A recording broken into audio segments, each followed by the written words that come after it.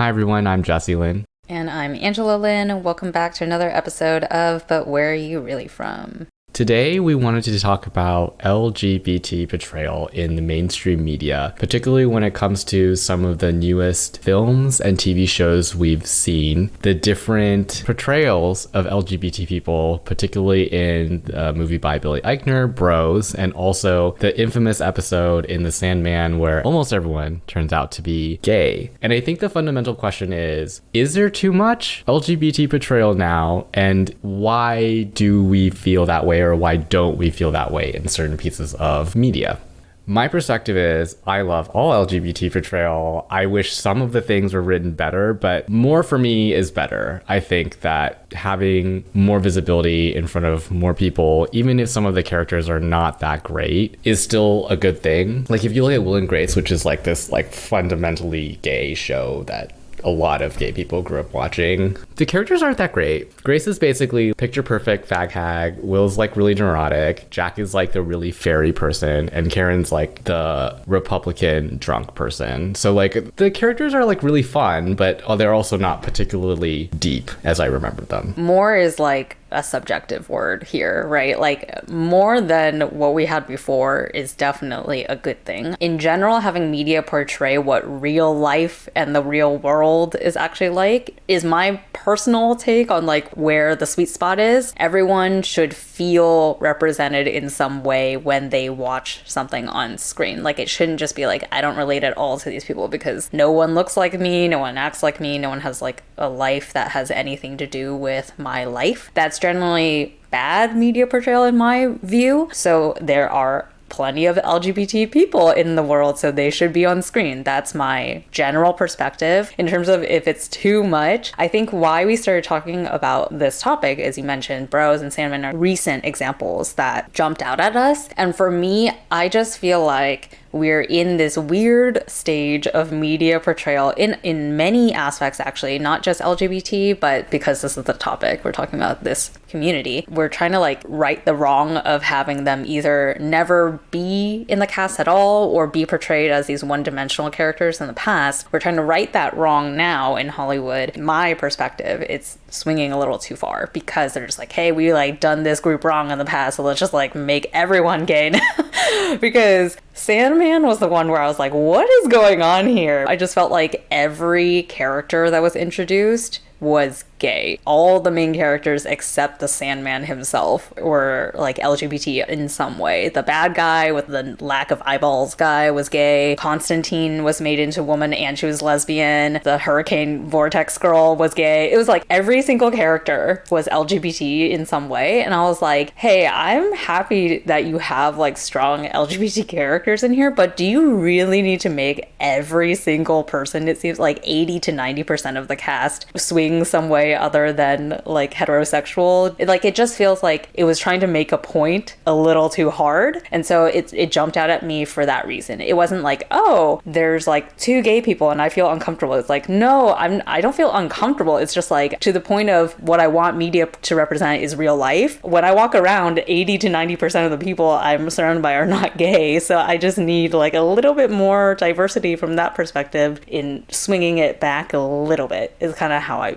viewed it. Now that you mentioned that, I don't actually know why that is. I mean, it's based off of a comic book by Neil Gaiman, and Neil Gaiman was involved in the production, so I don't know if the characters were all originally written that way. It just might have been how they were all written. But I do think there's this interesting thing that you brought up, which is like the difference between representation and then like feeling like you're seen by the piece of media that you're watching. Because backing up a little bit away from the LGBT bent, but like when I watched Crazy Rich Asians, I was like, this is great representation. I love that they have like some of the issues that I see in my life on the screen. But like, do I feel seen in this movie? Like, no, like I'm not fucking rich, and I'm also not a game theory professor. And like, none of the characters were like possibly me in my life. So I do think that there is like this really important nuance to put out there, because I feel like part of what you're saying is that like I don't know if you can feel seen if you don't feel represented, right? So like you were saying that the saturation of LGBT people in the cast made it feel like you weren't represented because that's not how you are oriented, and thus you can't really connect as well to whatever that they're doing, right? Yeah. I guess that's true, because the only straight person was like the Sandman, it felt like. So maybe, I guess so. Yeah, I just feel like it's a lot of drama. But Bros, we also discussed it because you were saying like there were like a lot of parts of it that were like super in your face about like the really dirty reality of being gay and like the very like sexual aspects to it. It's a little bit difficult sometimes because you can look at a piece of media and be like, that's like way too extra. But sometimes things like that are like part and parcel with the experience. Like, where would Brokeback Mountain be if there weren't like intimacy scenes that were like really awkward? It would just be kind of this like, maybe they're just really good friends and questionably lovers kind of situation. I do feel like a lot of the parts of that kind of like, I guess if you want to call it raw portrayal, I mean, I didn't really like the movie either, but it is like a very real funny-ish takedown of like what does happen a lot in the gay community, parodied upwards. Yeah, I guess it's not the sex itself, it was the way it was portrayed that was like, oh, what am I watching? And to your point, it was a comedy. So he really just like ratcheted it up to make it like very in your face. But I was like, oh my God. And some of the scenes were very extended, and I'm sure it was for comedic purposes. Yeah. But I was like, okay, the sex was like, whoa, for a lot of the scenes. But also the whole premise was that they were opening an LGBT museum, right? Like that was like one of the main plots. So then of course, like majority of the cast was of that community in some way. So to your point of like representation versus actually feeling seen, this movie, the main reason I didn't like it was that everyone kind of still was a one-dimensional character because they were trying to represent every potential individual in the like LGBT community. Like everyone except Billy Eichner's character essentially had like no real oomph to them. Like the entire council of people trying to make the museum besides Billy were just like classic butch lesbian. All the characters were like, you're just there to like check that box. It was almost like if you had fewer characters but let them be real people, it would have felt more like a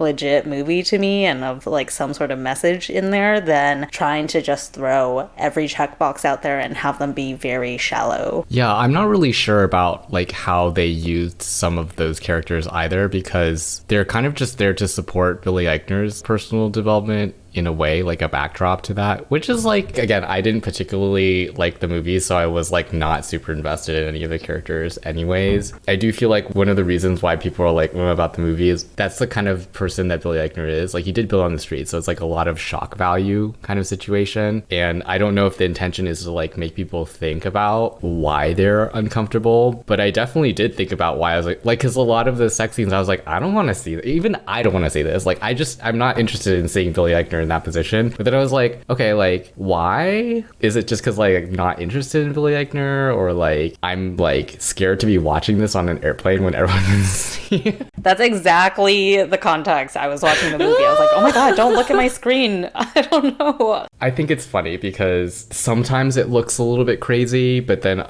other times I feel like even though it's crazy, I still vibe with it a lot. Like the episode of the Sandman in the diner where everyone turned out to be gay, but at first you were like, nobody here is gay except for the very clear girl who's a lesbian. After I watched it, I was like, I think this is so funny because it's just like this fucking crazy fever dream warp done by this guy who stole all the dreams. And so like everyone's dreams get perverted into this like crazy realm. Yeah.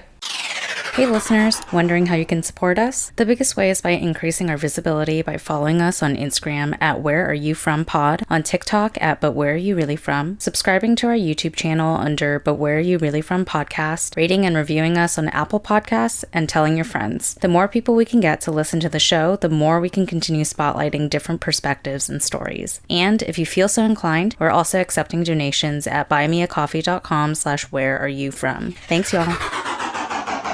So what would authentic representation of LGBT look like for you? It's so hard to say because there's such a varied expression of what it means to be LGBT now. And like there are so many people coming from different socioeconomic backgrounds, which really changes what your experience of LGBT community looks like. But for me, I like seeing more like normal moments. I like things where it's like snapshots into people's lives. There was like this really sexy art house film. It was something like Looking or Morning After or something like that. The story was basically like these two guys, they meet at a bar and then they just like hook up and they spend the whole weekend together. And then at the end of the weekend, the guy finds out that the person that he had been staying with is basically leaving the UK to like move to the US. And he's like heartbroken because he like fell in love with this guy over the weekend.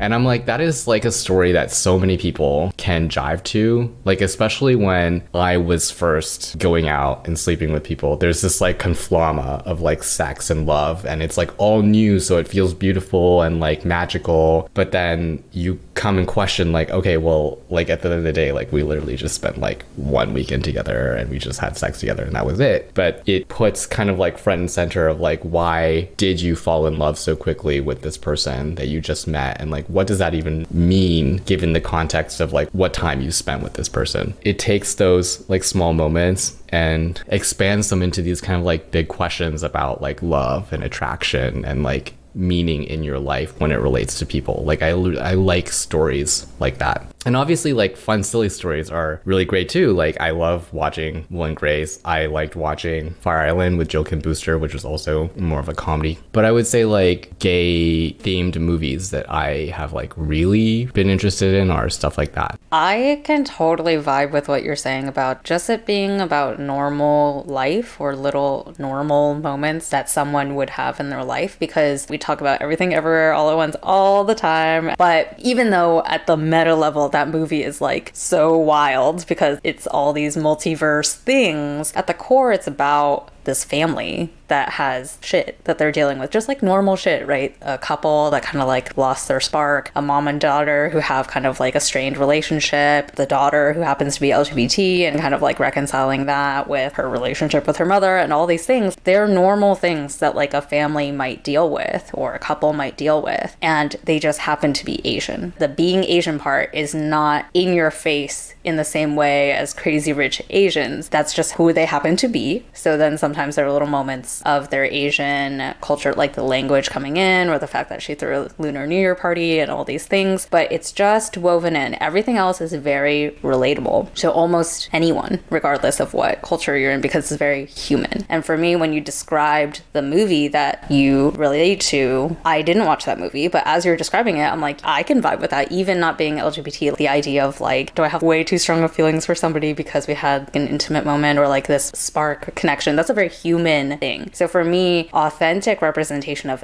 any community, LGBT, Asian, any community, really comes down to like, are you portraying me as a real human going through like human things that even people outside my community could understand, but if you're in my community, you just have this extra layer of understanding. You're gonna get the understanding of the movie without having to understand the cultural context, but knowing that context gives additional levels to the movie. It means that certain pieces of media and certain ways, like a lot of sex scenes or something that's really explicit seen there, may not be understood by the audience if they haven't gone through that kind of experience. The bros thing is very true to life because the gay community is like super sexualized and there is like a lot of sex happening, and that's like something that's always like lingering in the background. But if you haven't participated in that part of the community as a gay person or a straight person, you'd be like, I don't understand what this is. Like, why is it like this? So I do think that like there are so many different layers, and what's successful about a piece of media that does representation well is that there's a baseline understanding